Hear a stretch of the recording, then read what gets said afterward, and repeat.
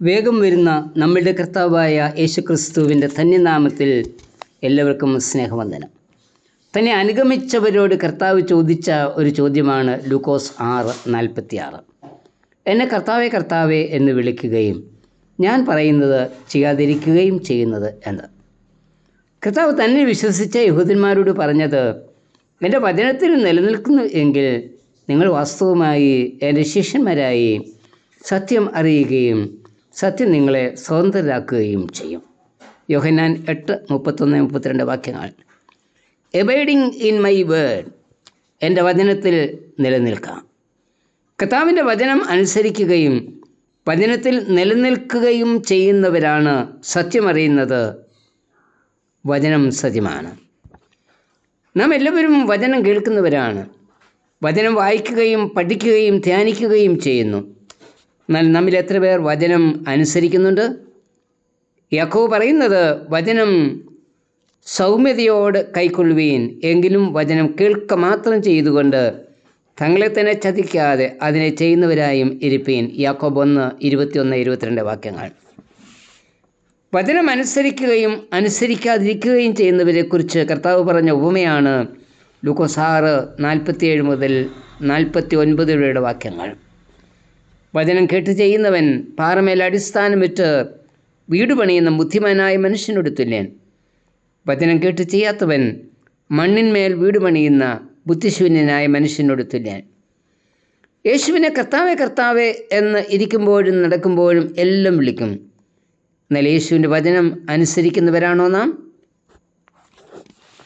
ഉയർത്തെഴുന്നേറ്റ കർത്താവ് ശിഷ്യന്മാർക്ക് നൽകിയ ദൗത്യം, ഞാൻ നിങ്ങളോട് കൽപ്പിച്ചതൊക്കെയും പ്രമാണിപ്പാൻ തക്കവണ്ണം പഠിപ്പിച്ചുകൊണ്ട് സകലരെയും ശിഷ്യരാക്കുക.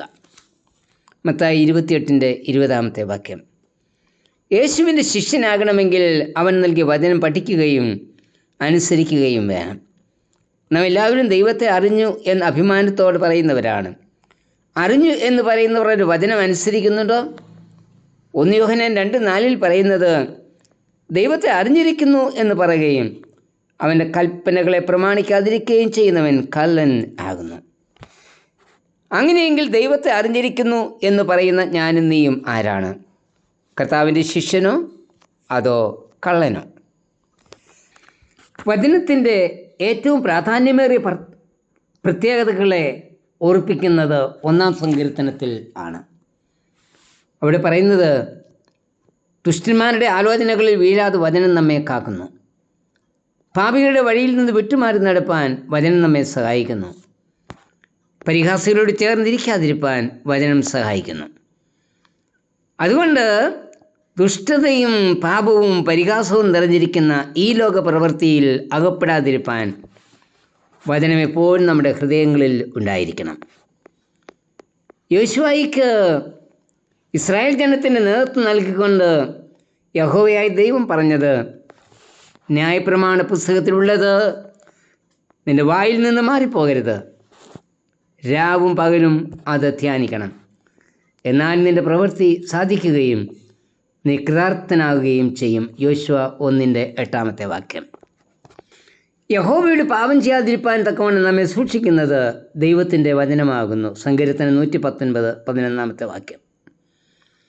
പാപമംഗലമായ ഈ ലോകത്തിൽ വചനത്തിൻ്റെ ആവശ്യകത എത്രയും അധികമാകുന്നു. ഇന്നത്തെ സമൂഹം നമ്മെ തിന്മയിലേക്ക് മാടി വിളിക്കുന്നു. തിന്മയിൽ വീഴാതെ നന്മയിൽ ചരിക്കണമെങ്കിൽ വചനം നമ്മോടുകൂടി ഉണ്ടായിരിക്കണം.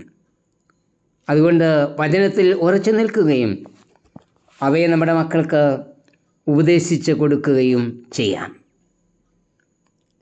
ഇന്ന് നമ്മളുടെ മക്കളെ കാത്ത് ലഹരി മാഫിയായും മറ്റ് ടീമുകളും ബസ് സ്റ്റാൻഡുകളിലും സ്കൂൾ പരിസരങ്ങളിലും എല്ലാം കാത്തു നിൽക്കുകയാണ്. ബസ് സ്റ്റാൻഡ് കേന്ദ്രീകരിച്ച് 7 മുതൽ 10, 11, 12 ക്ലാസ്സുകളിലുള്ള പെൺകുട്ടികളെ അടക്കം വലയിൽ വീഴ്ത്തുവാൻ ശ്രമിക്കുന്ന ലഹരി മാഫിയാവകൾ,